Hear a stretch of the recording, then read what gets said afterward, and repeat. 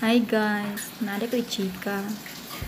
Na-stress ko kay naisa ka lalaki, nanguyaw siya nako.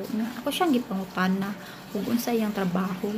Ana siya, construction daw. Kung ha? Construction lang?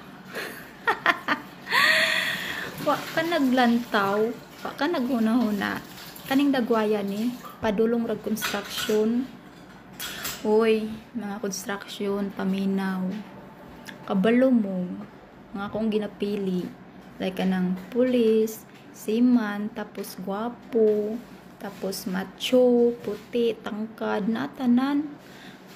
Ang sarap man ang construction pod. Uy, nga ultimo ra.